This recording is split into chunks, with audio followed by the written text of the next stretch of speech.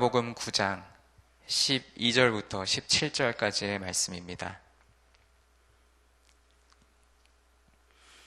누가복음 9장 12절부터 17절까지의 말씀입니다.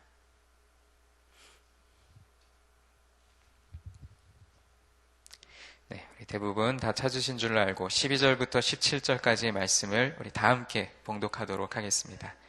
날이 저물어 가매 12 사도가 나와 여짜오되 무리를 보내어 두루 마을과 촌으로 가서 유하며 먹을 것을 얻게 하소서. 우리가 있는 여기는 빈들이니이다. 예수께서 이르시되 너희가 먹을 것을 주라 하시니 여짜오되 우리에게 떡 5개와 물고기 2마리밖에 없으니 이 모든 사람을 위하여 먹을 것을 사지 아니하고서는 할 수 없사옵나이다 하니 이는 남자가 한 5,000명 되밀어라. 제자들에게 이르시되 때를 지어 한 50명씩 앉히라 하시니 제자들이 이렇게 하여 다 앉힌 후 예수께서 떡 5개와 물고기 2마리를 가지사 하늘을 우러러 축사하시고 떼어 제자들에게 주어 무리에게 나누어 주게 하시니 먹고 다 배불렀더라. 그 남은 조각을 12 바구니에 거두으니라. 아멘. 오늘 본문은 우리가 너무나도 잘 알고 있는 오병이어의 기적에 관한 말씀입니다.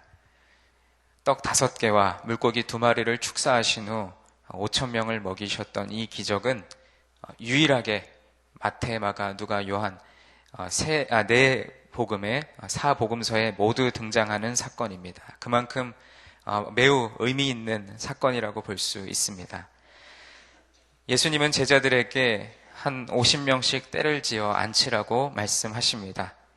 아마도 앉는 사람이나 그리고 그렇게 앉히는 제자들이나 그 다음에 어떠한 일이 일어날지는 아무도 상상하지 못했을 것입니다.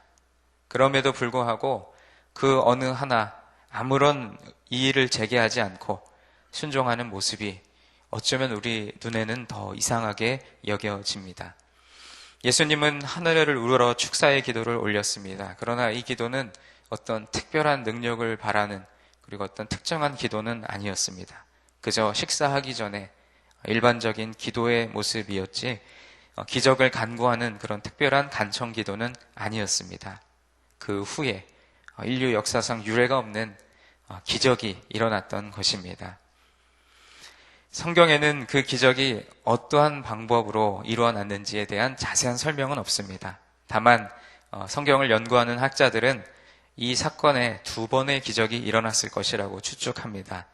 첫 번째는 예수님이 축사하시고 제자들에게 분배할 때 기적이 일어났고, 두 번째는 제자들이 50명씩 앉아있는 무리들에게 그 음식을 나누어 줄 때 2번째 기적이 일어났다라고 추측합니다.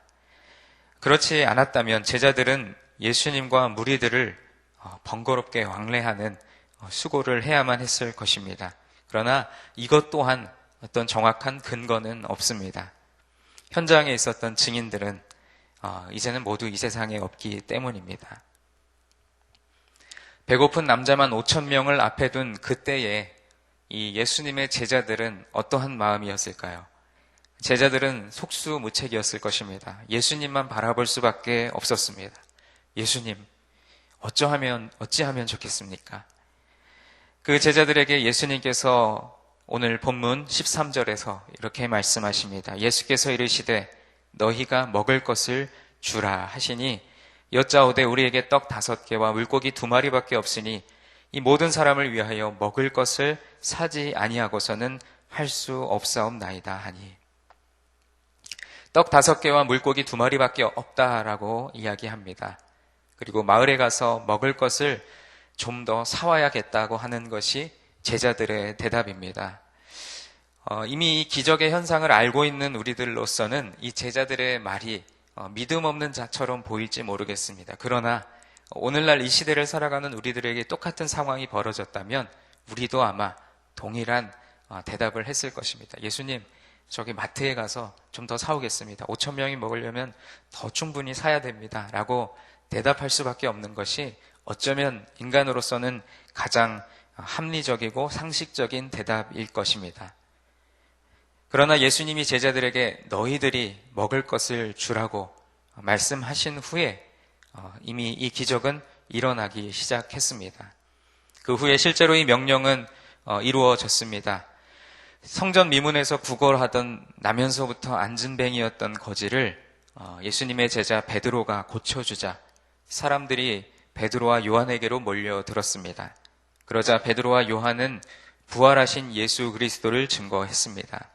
증거를 마친 후에 체포되었지만 사도행전 말씀에 보면 그때 예수 그리스도를 믿기로 결심한 사람이 남자만 5,000명이었다라고 기록하고 있습니다. 예수님의 말씀대로 제자들이 사람들에게 먹을 것을 나누어 준 것입니다. 그것은 영적인 양식이었고 또 사도행전에 나온 것과 같은 5,000명에게 그러한 기적을 행했던 것입니다. 언제나 그렇듯 예수님의 방법은 우리들의 방법과는 다릅니다. 오늘 본문 16절 말씀입니다. 예수께서 떡 5개와 물고기 2마리를 가지사 하늘을 우러러 축사하시고 떼어 제자들에게 주어 무리에게 나누어 주게 하시니 떡 5개와 물고기 2마리를 가지고 하늘을 우러러 축사하시고 무리들에게 나누어 주라라고 말씀하십니다. 이것이 주님의 방법입니다. 주님은 이미 그 곤란한 문제에 대한 해결책을 가지고 계셨습니다. 오병이어의 기적은 사람들로 보아서는 매우 흥미로운 기적입니다. 제가 한 가지 예화를 소개하겠는데 물론 이 오병이어의 기적과는 전혀 관계없는 일입니다. 어떤 부대의 부대원들이 전쟁을 치르던 중에 그 수통에 물이 다 고갈이 되었습니다. 너무나도 목이 말라서 물이 너무나도 필요한 상황이었는데 그 중에 가장 후임이었던 이등병 수통에 물이 한 3분의 1가량 담겨 있음을 알게 되었습니다.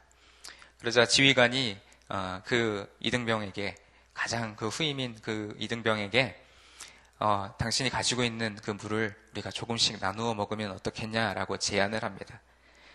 그랬을 때 사실은 그 수통에 담긴 3분의 1가량 되는 그 물은 한 사람이 마셔도 턱없이 부족한 양이었지만 그 수통을 이제 가장 후임서부터 이렇게 한 사람 한 사람 돌려가면서 목을 축이기 시작합니다. 사람은 간사하기 때문에 그 수통의 물을 내가 조금 더 마시면 내가 좀 더 편안해질 수 있다라는 생각을 하기 마련입니다.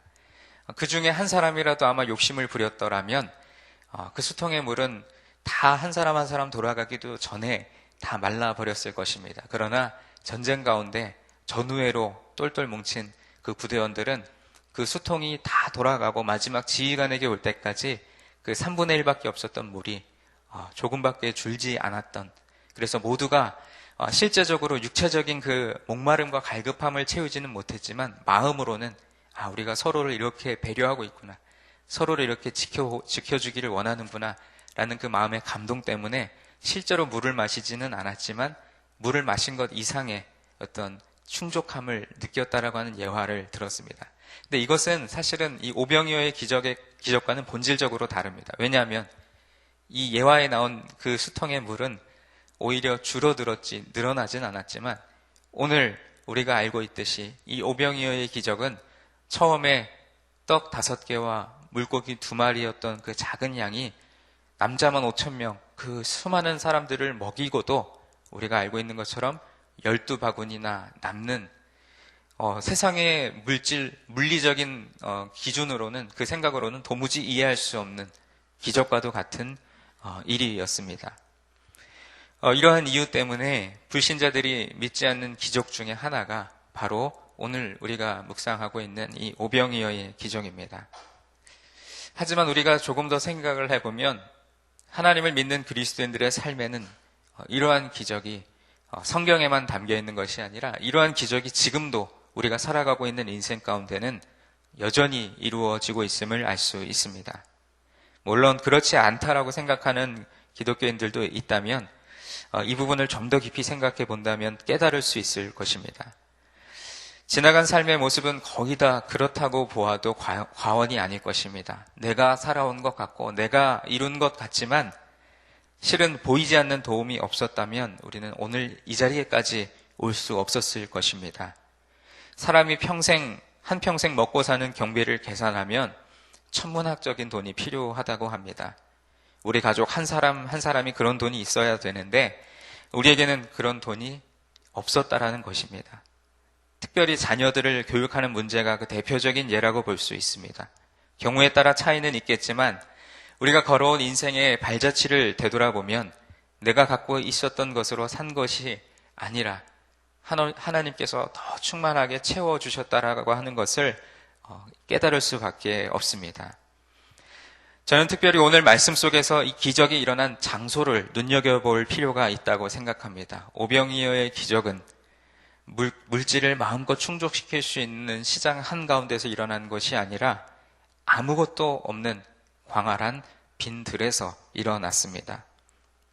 어쩌면 사람의 지식과 방법으로는 도무지 해결책을 찾을 수 없는 막막하고 공허한 장소에서 사람들이 세상의 방법을 강구할 때 예수님은 아무것도 찾을 수 없는 그곳에서 해결책을 찾아내셨습니다. 오늘날 우리가 놓여있는 삶의 현실이 어쩌면 여러분들에게 빈들과도 같은 상황에 있는지도 모르겠습니다. 열심히 산다고 노력했지만 주어진 것이 별로 없습니다. 갖고 있는 것이 없습니다. 우리 호주머니는 늘 빈들과도 같습니다.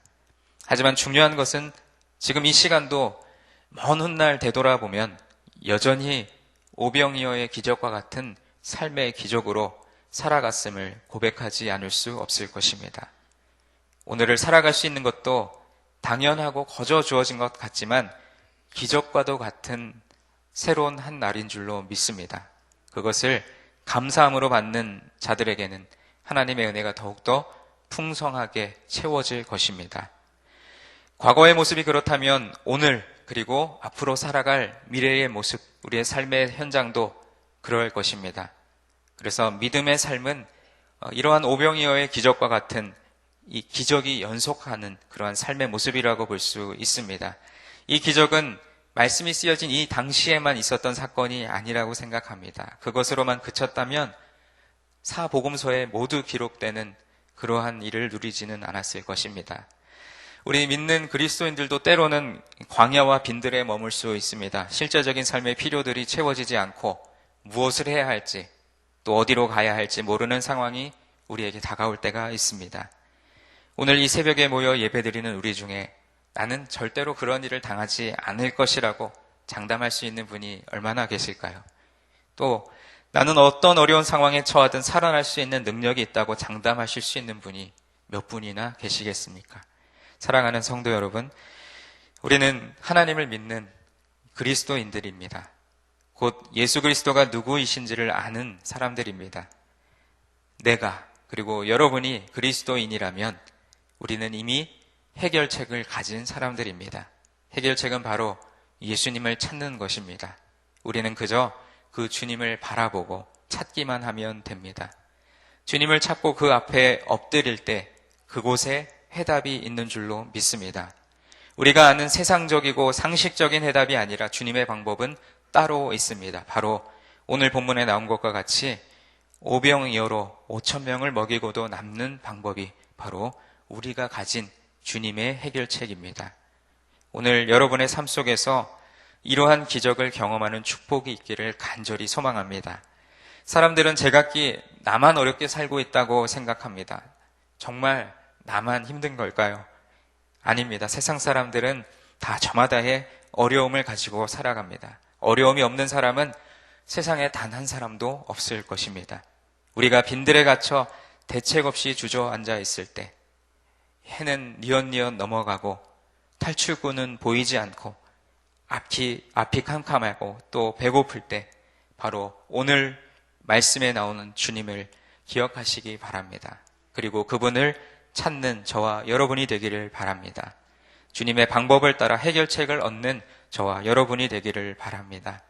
오늘을 걱정하지 말고 묵묵히 말씀을 의지하여 기도함으로 살아가는 저와 여러분이 되기를 간절히 소망합니다.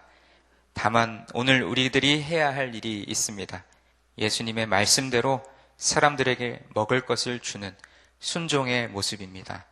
오늘 우리의 사명을 다할 때 우리 손에 주님의 기적은 또 한 번 임하게 될 것입니다.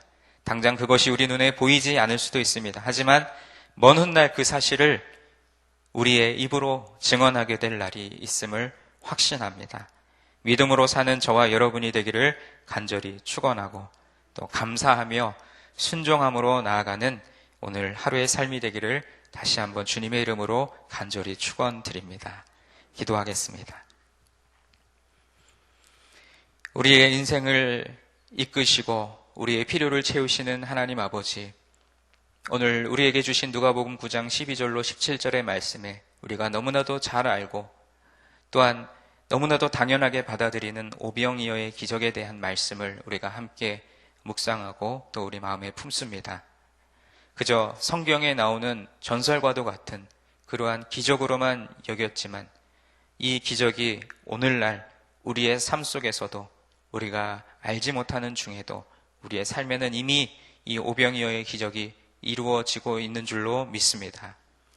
우리의 삶에 주어진 것이 없는 것 같아서 불평하고 하나님을 원망할 때가 있고 때로는 어려움과 철저한 고독 가운데 마치 이 빈 들과도 같은 장소에 놓여 있는 성도들이 있습니다. 그럴 때일수록 사람의 방법과 상식적인 해결책을 찾는 것이 아니라 오직 주님만을 찾으며 구하고 찾고 두드릴 때에 우리에게 열리게 하시고 찾게 하시고 얻게 하시는 하나님의 능력을 바라보게 하여 주시옵소서. 오늘도 우리에게 허락하신 이 한 날은 너무나도 기적과도 같은 하루인 줄로 믿습니다. 한순간 한순간을 소중히 여기며 늘 주님과 동행함으로 하나님을 의지하여 힘을 얻고 또 하나님께서 돌보심을 경험하며 우리 삶의 필요를 채우시는 여호와 이레 되시는 하나님을 경험하는 한 날이 되게 하여 주시옵소서. 그러한 믿음을 가지고 오늘도 주님 전에 나와 이 아침 첫 시간을 주님 앞에 예배드림으로 시작하는 모든 성도님들의 삶을 주님께서 축복하여 주시옵소서. 우리의 기도를 들으시는 주님께 감사드리며 예수님의 이름으로 기도드립니다. 아멘. 오늘은 예배에 대한 공동 기도문을 저와 여러분이 함께 교독하며 기도하겠습니다. 우리 예배를 받기에 홀로 합당하신 창조주 하나님, 말씀삼 공동체가 주님을 예배할 때마다 영광을 받으시고 삼위일체 하나님의 임재와 현존으로 응답하옵소서.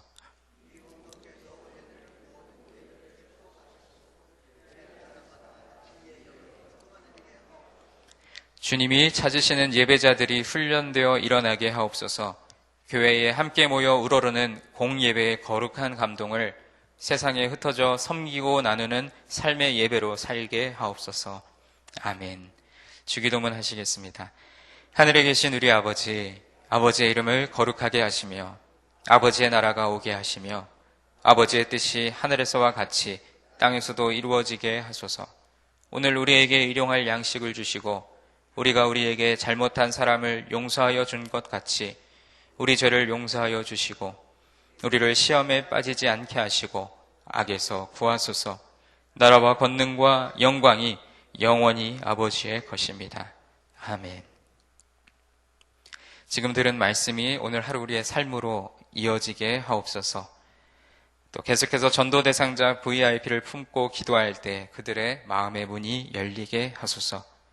또 특별히 교육기관에서 섬기는 목회자들과 교사들이 성령 충만하게 하시고 내일은 스승의 주일로 하나님 앞에 예배 드릴 텐데 우리 특별히 다음 세대를 섬기는 우리 교사들을 위해서 중보해 주시기 바랍니다.